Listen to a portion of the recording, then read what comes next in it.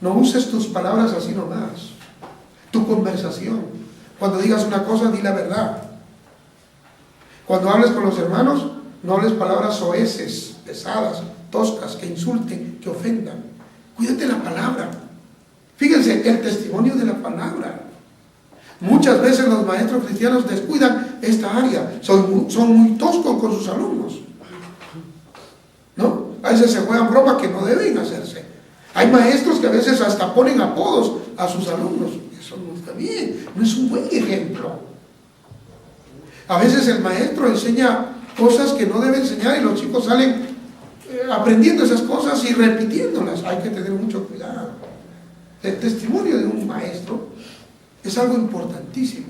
Su palabra, su conducta, su fe, su vida espiritual, etcétera, etcétera. Y por último, la última cualidad espiritual que podemos mencionar es que el maestro debe estar plenamente consagrado. Consagrado a Dios, consagrado a la obra de Dios, consagrado a su ministerio. Yo siempre digo una cosa, hermanos, que creo que es verdad y que ustedes estarán de acuerdo conmigo en esto. El que ama a Dios, ama también su obra. ¿O no es así? ¿Puedo amar a Dios y despreciar su iglesia? Eso no es compatible. El que ama a Dios, ama su iglesia. El que ama a Dios, ama la obra de Dios. Entonces, así como Jesús me enseña a amar a Dios con todas las fuerzas de mi alma, de mi mente, de mi corazón, etcétera, etcétera, debo amar así la obra de Dios. Y parte de la obra de Dios es este ministerio que ustedes tienen, que se llama enseñar. ¿Cuánto aman su ministerio? Tanto que ustedes hacen esfuerzos, sacrificios, porque aman su obra, porque aman el ministerio. A mí me parece que además del llamamiento que tenemos, de la vocación que tenemos para enseñar, debemos tener mucho amor a esa vocación. No importa que me critiquen, no importa que al presente no tenga resultados, no importa que tenga que madrugarme o amanecerme o trasnocharme, pero como amo yo esta obra, la voy a hacer. Algunas veces estaré enfermo, algunas veces estaré indispuesto, pero yo amo esta obra y yo me voy a entregar, me voy a consagrar a esta obra. Eso lo podemos ver en el Señor Jesús y también en otros siervos de Dios. Silvia, puedes buscar Lucas 2:49 y leer. Aquí tenemos un cuadro hermoso, conocido acerca de nuestro Señor Jesús. Lucas 2:49. Entonces él les dijo: ¿por qué me buscáis? ¿No sabéis que en los negocios de mi Padre me es necesario estar? ¿Quién dijo esto? Jesús. ¿A quién? A sus padres. ¿Por qué? Se había perdido. Se había quedado en el templo. Era pequeño Jesús. Él se fue al templo y los padres lo extraviaron. Estaban angustiados y lo buscaron, lo encontraron. Lo encontraron en el templo. Y el Señor Jesús, que era un niño todavía, estaba discutiendo con líderes religiosos de esa época allí. Ya cuando prácticamente pasaba todo, María dice: ¿por qué nos has hecho esto? Tu padre y yo te hemos buscado. Pero ¿cuál fue la respuesta de Jesús? La respuesta de Jesús fue: ¿por qué me buscabais? ¿No sabíais que en los negocios de mi Padre me es necesario estar? ¿Cómo trata Jesús a Dios? Como su Padre.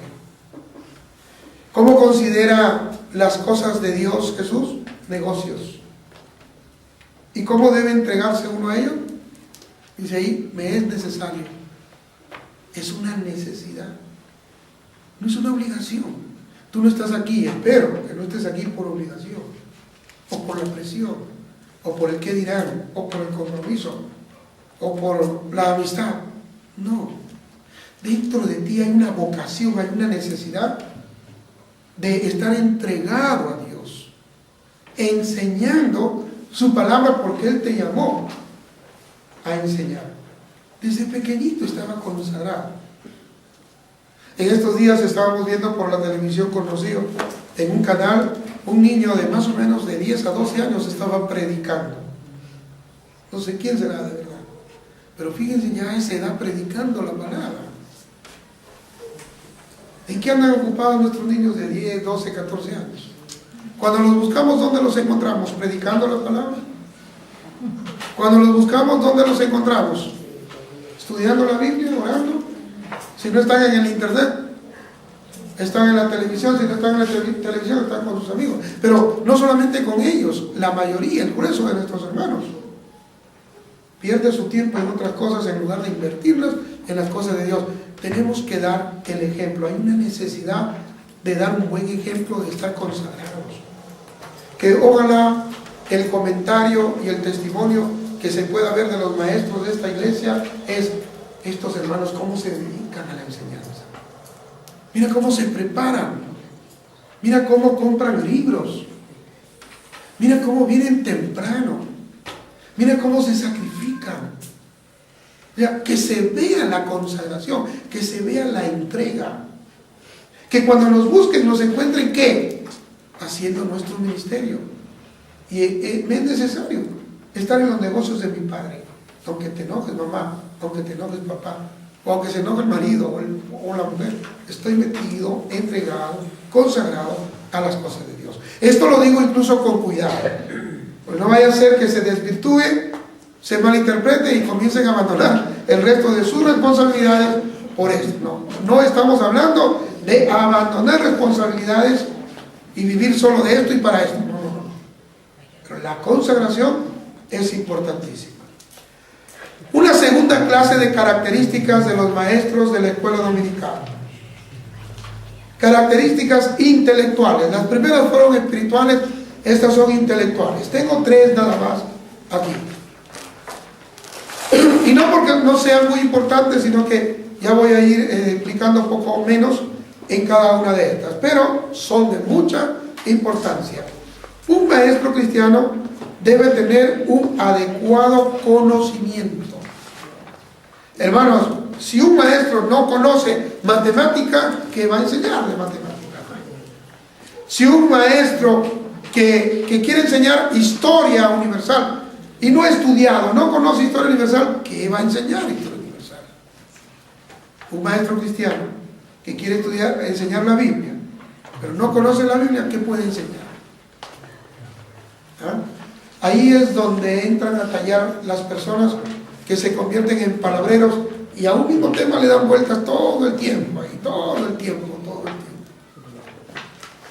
El maestro debe ser una persona que conoce bien a Dios, que conoce bien la Biblia, que conoce bien a sus alumnos, que se conoce bien a sí mismo, que conoce métodos de enseñanza. O sea, el conocimiento del maestro debe ser amplio. Y hermanos, eso no viene por soñar o por vigilar o por ayunar. No ponga usted su Biblia debajo de la almohada y diga que el conocimiento se va a transmitir a través de emanaciones de la Biblia. No. Esa Biblia usted tiene que abrirla y leerla, estudiarla todos los días. La Biblia nos habla de crecer en el conocimiento de la gracia de Dios, en el conocimiento del Señor Jesucristo. Hay que crecer en el conocimiento. No podemos quedarnos. Que no digan, esos hermanitos de ahí de la curva, eso no saben nada. No. Estos maestros de la curva, si quieren, pruébenlos para que vean cuánto saben. Y no por el pastor que tiene. El pastor sabrá lo que él sabe. Cada uno tiene que preocuparse por crecer en el conocimiento de la palabra de Dios.